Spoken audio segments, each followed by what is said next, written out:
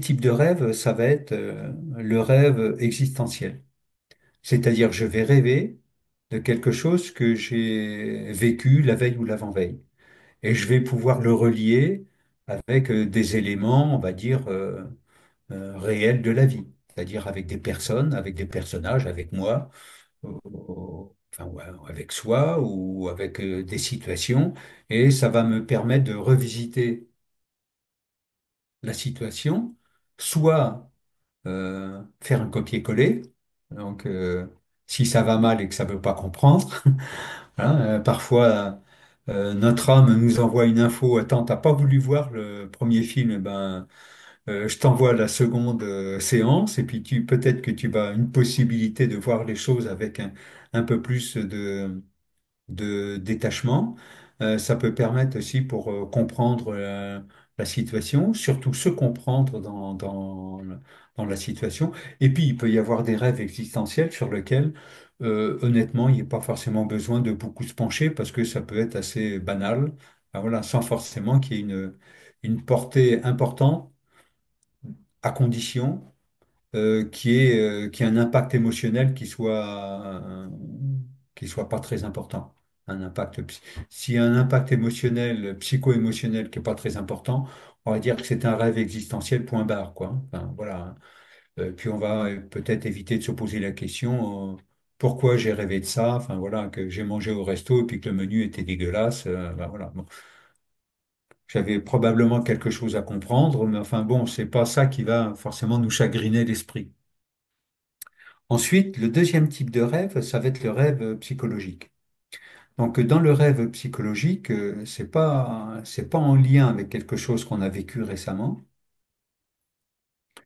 et ça va être un rêve dans lequel il va y avoir des acteurs, des ambiances, des environnements, donc qui ne vont pas être forcément, qui peuvent être, mais pas forcément liés avec un événement qui a été vécu. Si c'est avec un événement vécu, c'est comme si c'était filmé par un autre réalisateur que nous, hein, oui, avec un autre prisme. Et dans ces rêves psychologiques, ce sont des rêves qui nous chatouillent, on va dire, psycho-émotionnellement. Parce qu'on sent qu'il y a quelque chose qui va pas. Enfin, on peut sentir qu'il y a quelque chose qui va pas, mais on a du mal à comprendre le pourquoi du comment. Et bien souvent, on peut avoir du mal à comprendre le pourquoi du comment parce que souvent, on a été éduqué par l'interprétation du rêve. C'est-à-dire que si je suis dans le rêve, je vais me dire, moi, je suis comme ça, et il y a les autres, ils sont comme ça. Donc, c'est comme si j'étais égocentré par rapport à tout ce qui se passe dans les éléments du rêve. Alors que quand on est dans un rêve psychologique, enfin, moi, j'étais dans cette orientation-là, c'est de considérer que toutes les informations qui sont révélées dans le rêve, donc tous les personnages, les situations, quand je parle des personnages, il n'y a pas que des humains, hein. Ça peut être des animaux, ça peut être des végétaux, les odeurs, tout ce qui va constituer l'environnement et l'ambiance sont des aspects de moi-même. Ouais, comme une espèce de puzzle, comme ça. Et donc, je sors de l'égocentrisme par rapport à tout ça.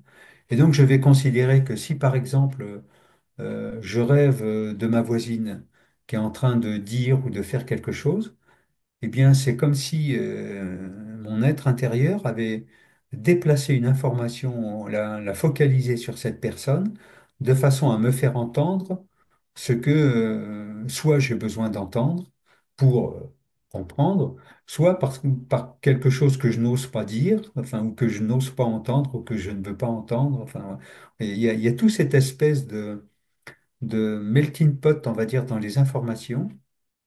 Et pour avoir quelques éléments pour décoder ça, on va considérer que quand, dans un rêve dit psychologique, si je suis présent dans ce rêve-là, potentiellement, ce que va développer ce personnage que je suis censé connaître, parce que c'est moi, ce sont des éléments dont je suis conscient. Et tous les autres personnages, euh, des personnages que je connais, mon chien, mon chat, la voisine, le mari, le conjoint, enfin, des amis, ça va être des personnes vers lesquelles j'ai déplacé le focus pour comprendre quelque chose de moi. Bref, ce qu'il me renvoie. le rétroprojecteur, si on peut dire ça comme ça, que ce soit par rapport à leur présence, ou par rapport à ce qu'ils font, ou par rapport à ce qu'ils disent. Et s'il y a des personnages ou des situations que je ne connais pas, ça va être lié avec des informations qui sont dans notre inconscient, donc que je ne peux pas comprendre, mais s'ils apparaissent, c'est parce que je peux avoir, ça peut me donner les moyens de commencer à tirer des ficelles. Et ce qui fait qu'à travers ces trois prismes entre moi, les personnages et les situations que je connais, et les personnages et les situations que je ne connais pas, ça me permet d'avoir une vision beaucoup plus globale de ce type de rêve psychologique, dans la mesure où c'est un rêve qui a un impact psycho-émotionnel qui peut être, qui peut chatouiller un petit peu, mais qui peut être aussi très puissant, qui peut être très déstabilisant, qui peut être très perturbateur.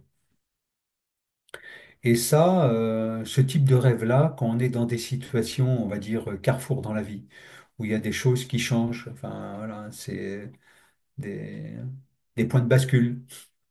Ce sont des types de rêves qui viennent très souvent.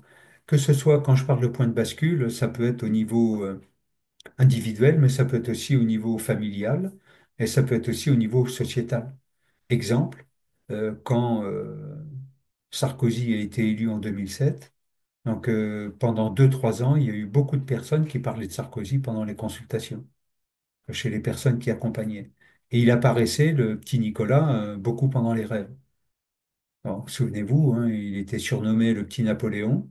Hein, enfin, il y avait déjà une projection sur le personnage du président. Donc, il y en a eu avant, hein, des projections sur les présidents en France. Hein. Il y en Mm. a eu d'autres après. On voit avec ceux qu'il y a eu après Sarkozy. Hein, donc, avec des impacts, on va dire, dans l'inconscient qui sont beaucoup plus profonds. C'est-à-dire qu'ils représentent quelque chose qui est en phase avec notre inconscient collectif et notre civilisation et qui est une empreinte pour nous. Voilà, et qui peut être salutaire. Enfin, on peut le rebondir dessus de manière salutaire, tout comme ça peut être quelque chose qui soit plus affligeant, hein, c'est-à-dire la chape de plomb en plus. Et donc Sarkozy, il a été élu en 2007, hein, en 2007 à 2012. Comment dire, la situation a évolué parce que maintenant, on va dire que ce qui se passait dans l'expression dans les rêves est devenu une expression dans le concret.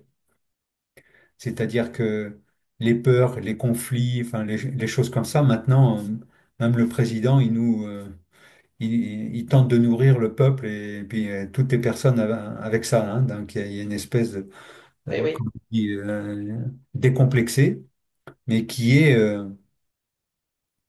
peut être un élément très puissant et qui est connu de la part de ces personnes d'instrumentaliser. Hein. On pourrait dire de manipulation mentale, tout comme ça peut se faire avec l'interprétation des rêves. Sauf que c'est passé un cran au-dessus. Mais là, on reste quand même dans un impact, on va dire, psychologique. Plus ou moins puissant, mais psychologique. Ensuite, il y a le troisième type de rêve qui, lui, est plus symbolique. Donc là, il va y avoir très peu de personnages ou alors des personnages qui ressemblent pas à ce qu'on connaît, ce qu'on croise dans la rue. Donc bien souvent, ça peut être des monstres ou des personnages, des figures, on va dire mythologiques. Hein. Ça peut être des fées, ça peut être des gnomes, ça peut être des grands barbus avec le trident. Enfin voilà, comme on peut voir dans les mythologies.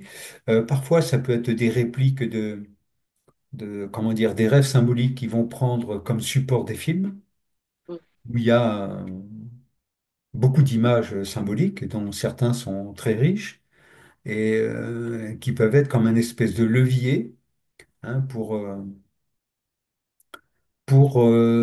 développer une énergie intérieure très particulière. Et dans ce type de rêve symbolique, donc il peut y avoir ce type de personnage, on va dire, je dis mythologique, hein, de façon à réduire, enfin, faire un seul mot. Ça peut être aussi des formes géométriques. Ça peut être aussi uniquement avec, enfin, il peut y avoir aussi la participation de couleurs, d'odeurs, enfin voilà, de sons, de vibrations. Voilà, donc quelque chose, je ne saurais pas comment te décrire. Hein, enfin, c'est comme ça un petit peu que les personnes pourraient. J'ai fait un rêve, mais je ne saurais pas comment le décrire. C'était du grand n'importe quoi. Il y avait pas de scénario, parce qu'il nous faut un scénario pour qu'on comprenne, hein. Enfin, pour que là-haut, c'est un petit peu de prise. Sauf que c'est sur un autre plan, hein. Et cependant, cet autre plan, si ça nous arrive, eh bien, c'est que notre âme, elle va développer ça de façon à nous ouvrir sur ces autres plans. Et parfois, souvent, avec ce type de rêve, je dirais en conscience, c'est important d'éviter de chercher à comprendre dans la relation de cause et effet entre ce rêve et puis ce que ça va me faire comprendre. Ça développe une dynamique intérieure qui est potentiellement déjà présente et qui va nous conduire sur le chemin ou sur une compréhension d'informations que nous seuls puissions comprendre, même si sur le moment on ne le comprend pas. Et on le comprendra peut-être des mois ou des années après. Hein, donc c'est assez particulier. Et tous ces trois types de rêves, on en a tous fait, hein. Et bien souvent, ce type de rêve symbolique, je reprendrai aussi, comme je le disais tout à l'heure pour les rêves psychologiques, ils peuvent apparaître vraiment sur des périodes, des grands carrefours euh, intérieurs, enfin des grands carrefours dans notre vie, quoi. C'est-à-dire des périodes où il y a besoin de, de définir des nouvelles bases, même si on le sait pas consciemment, hein, mais il y a ce qui est en germe, d'une certaine manière.